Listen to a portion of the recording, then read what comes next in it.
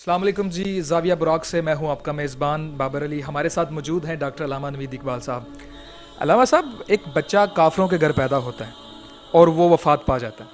اب بچے کو تو کوئی سمجھ نہیں ہے اور نہ ہی اس نے ابھی اسلام قبول کیا ہے، نہ ہی ابھی تک وہ کفر میں گیا ہے، تو اس کے بارے میں شریعت کیا کہتی ہے؟ حضور سید عالم امام الانبیاء کی حدیث ہے اس بارے میں۔ آپ نے ارشاد فرمایا کہ کل مولود یولد علی فطرۃ الاسلام فابواہ یہودانہ او ینصرانہ او یمجسانہ۔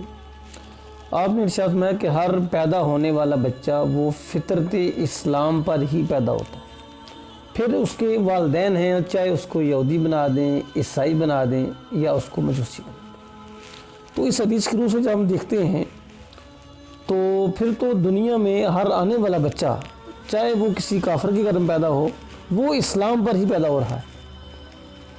اور باقی رہا یہ مسئلہ کہ وہ اس عمر میں فوت ہو جاتا ہے، اس بچے کا انتقال ہو جاتا ہے، تو اس کے بارے میں علماء کی مختلف آراء ہیں، لیکن جو سب سے اتھینٹک آراء ہے، معتبر آراء وہی رائے وہ یہ ہے کہ ایسے بچے جو ہیں وہ جنت میں جائیں گے اور مسلمانوں کے خادم ہوں گے۔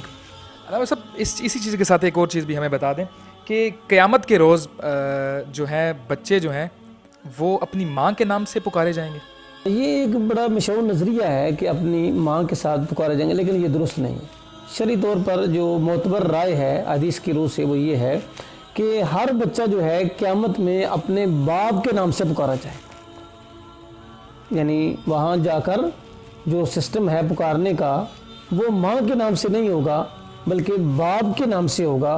یہ جو ماں والا نظریہ ہے یہ درست نہیں۔